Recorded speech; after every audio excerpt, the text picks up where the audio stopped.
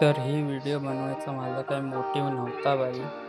पण नंतर जेव्हा मी माझी 2 महिन्याआधी आय-डी माझी ब्लॅकलिस्ट झालेली, तेव्हा मी गेम जरा क्विट केलेला. म्हणजे 2-3 कमीत कमी 2 महिने तर खेळलो नव्हतो.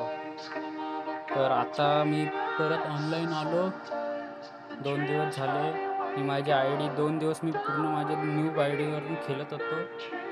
नंतरला बोललो माझी रिअल आय-डी ओपन करून बघू दे, कसं काय चाललंय. तर भाई ह्या लोकांनी माझे डायमंडच मायनसमध्ये लावून टाकले. माझे डायमंड पूर्ण मायनसमध्ये गेलेत भाई. आता काय करणार? 7,460 डायमंड मी टॉपअप केलेले भाई. ते पण 7,000 पण नाही भाई, प्रॉपर माझे 9,000 डायमंड टॉपअप होते. याही लोक ते पण मायनसमध्ये टाकले. माझ्या अकाउंटमध्ये आधी किती डायमंड होते ते तुम्हाला आता स्क्रीनवरती बहुतेक तर दिसत असेल. जर फुटेज क्लिअर असली तर दिसत असेल तुम्हाला. आता काय भाई, काय करणार? गरेनावाले आपले फेअर प्लेअरसोबतच हे करते यार. तर आय डी तर नाही सोडू शकत भाई. मला आता हे रिस्ट्रिक्शन काढावीच लागेल.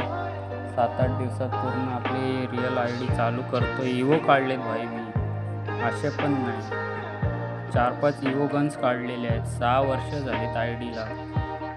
बघतो काहीतरी ट्राय करतो आणि आपण परत पूर्ण फॉर्ममध्ये येऊ भाई. परत लाईव्ह स्ट्रीम करू दबा के, ठीक आहे. पण भाई सावधान राहा यार, तुमची पण आय डी ब्लॅकलिस्ट होऊ शकते कधी पण, हे लक्षात ठेवा.